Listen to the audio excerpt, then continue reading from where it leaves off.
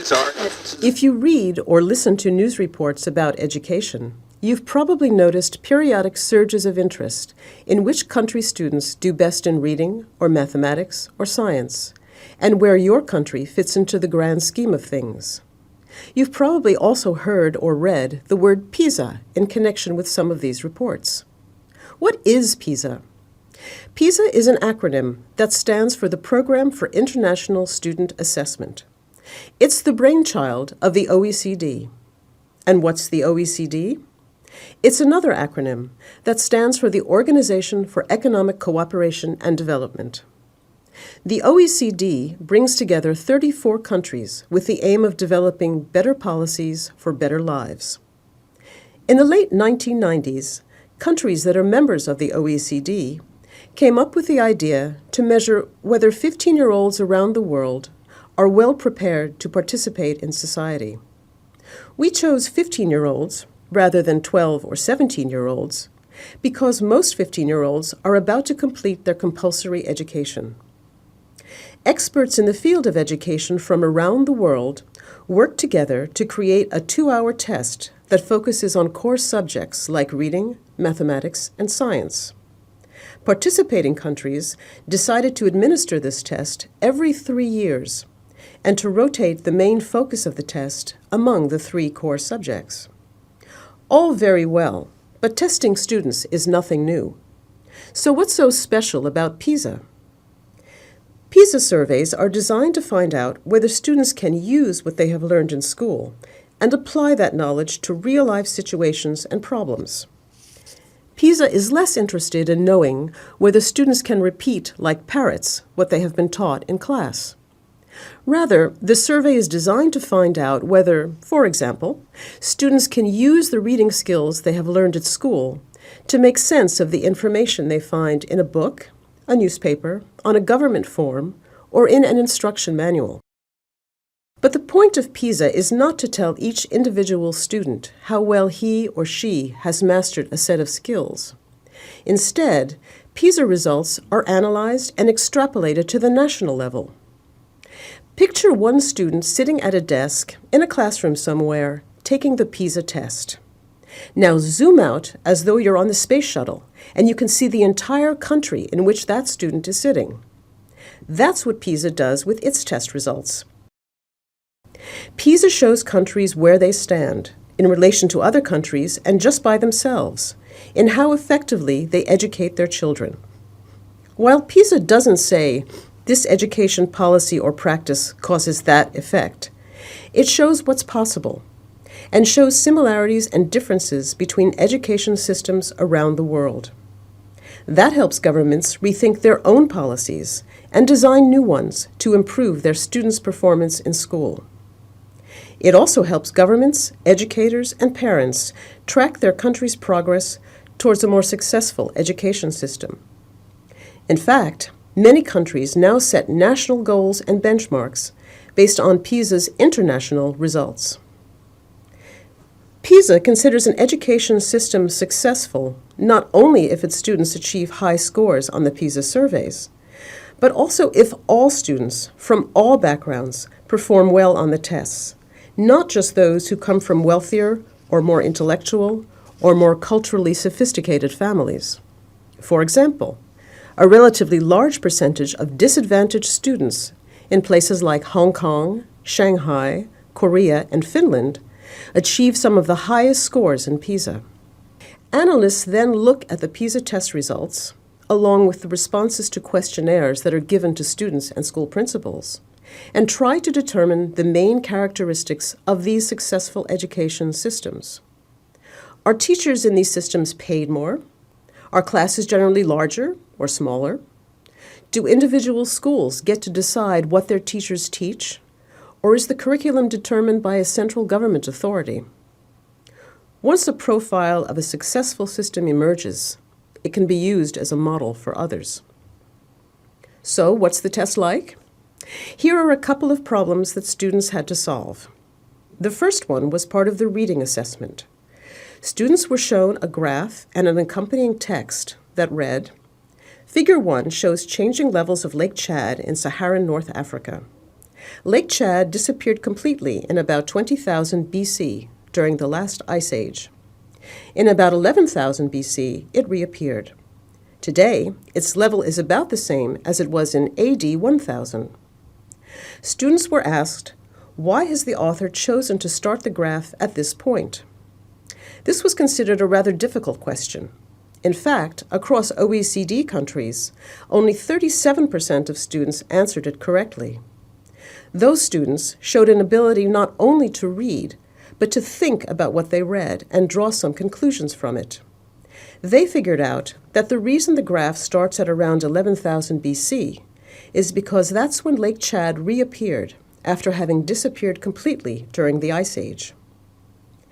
The second problem was part of the mathematics assessment. It sets a scene. In a Pisa restaurant, you can get a basic pizza with 2 toppings, cheese and tomato. You can also make up your own pizza with extra toppings. You can choose from 4 different extra toppings: olives, ham, mushrooms, and salami. Ross wants to order a pizza with 2 different extra toppings. Students are then asked, how many different combinations can Ross choose from? Now, this is a problem we can all relate to.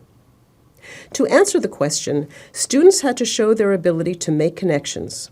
In this case, juggling several foodstuffs and realizing that the choices are not, in fact, infinite, much as the students might like them to be.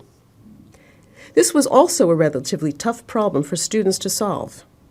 Just 49% of students could calculate that only 6 different variations were possible. So, when we take individual student scores in Pisa and the responses to those questionnaires that we circulate with the test, and then zoom out to see a whole country, what kinds of things do we learn? Well, one thing we've learned is that girls do better in reading than boys in every country that participates in Pisa. And among the countries that are members of the OECD, girls do so much better than boys in reading. It's as if they had gone through an additional year of school. We also found out that boys generally do better than girls in mathematics, and that there's no real difference between boys and girls in how they do in science. We also found out that some school policies may not be very good for students. For example, early tracking of students, which means deciding that some students should go through an academic program while others should go through a vocational program, is not associated with better overall performance. Tracking is also related to greater inequalities between advantaged and disadvantaged students. Students are often tracked in the mistaken belief that not everyone can learn the same things, that only some children are gifted and can reach for the stars. But PISA results show that if given the opportunity and support to excel, all children have the potential to do so. Having students repeat grades is also not associated with high scores in PISA. School systems that invest in helping students learn their subjects the first time around do much better than those where teachers know that they can, if necessary, drill the same material year after year after year into the heads of the same struggling students. As we mentioned before, the most successful schools, according to PISA, are the ones whose students do well regardless of where they come from. Still, results from PISA show that home background has a major influence on student success in school. In many ways, this finding is all too obvious. We know, for example, that by the time they're 3, children in advantaged families are exposed to many more words than their less advantaged peers. In fact, a recent study in the United States put the number at around 30 million more words. And in general, if there are no books at home, or if children don't see their parents reading, they'll be less inclined to read themselves. PISA results also show that regardless of their own backgrounds, students who attend schools that have a largely disadvantaged student population tend to do worse than students who attend schools with relatively advantaged peers. Why would this be so? Well, there are many possible reasons. For example, PISA found that in most OECD countries, disadvantaged students have access to the same number of teachers, and to sometimes even more teachers, than their more advantaged peers. The problem, though, is that more isn't necessarily better. In fact, the best teachers are often found in schools attended by advantaged students, who generally do well in their subjects anyway, but not in disadvantaged schools, where high-quality teachers are most desperately needed. Governments around the world can be inspired by two significant findings from Pisa.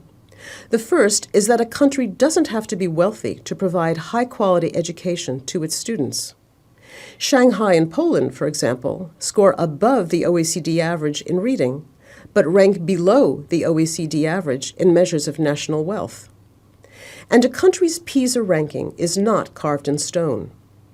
Trends in PISA have revealed the great capacity for all countries to improve.